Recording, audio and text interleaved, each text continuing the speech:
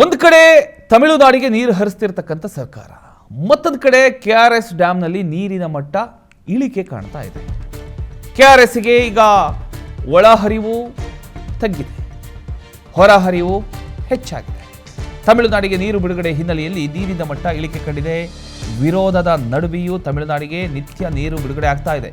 ರೈತರಿಗೆ ಕಟ್ಟು ಪದ್ಧತಿ ನೀರು ಕೊಡೋದಕ್ಕೆ ಮುಂದಾಗಿರತಕ್ಕಂಥ ಸರ್ಕಾರ ಕಟ್ಟು ಪದ್ಧತಿ ನೀರು ಬೇಡ ಅಂತ ರೈತರು ಈಗ ಪ್ರತಿಭಟನೆಗೆ ಮುಂದಾಗಿದ್ದಾರೆ.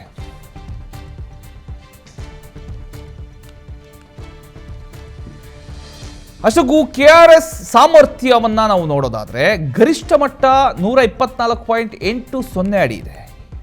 ಇಂದಿನ ನೀರಿನ ಮಟ್ಟ 108.80 ಅಡಿ ಇದೆ. ಒಳಹರಿವು 1395 ಕ್ಯೂಸೆಕ್ ಇದೆ. ಇನ್ನು ಹೊರಹರಿವು 3734 ಕ್ಯೂಸೆಕ್ ಇದೆ. ಗರಿಷ್ಠ ನೀರಿನ ಸಂಗ್ರಹ ಸಾಮರ್ಥ್ಯ 49.452 TMC ಇದೆ. ಪ್ರಸ್ತುತ ನೀರಿನ ಸಂಗ್ರಹ 30.532 TMC ಅಷ್ಟಿದೆ. ಒಟ್ಟಿನಲ್ಲಿ ಎಲ್ಲೋ ಒಂದು ಕಡೆ ಈಗ KRS ಡ್ಯಾಮ್ ಅಲ್ಲಿ ನೀರು ಇಳಿಕೆ ಕಂಡಿದೆ, ಆದರೂ ಕೂಡ ತಮಿಳುನಾಡಿಗೆ ನೀರು ಬಿಡುಗಡೆ ಆಗ್ತಿದೆ ಅನ್ನುವಂಥದ್ದು ರೈತರ ಒಂದು ಆರೋಪ.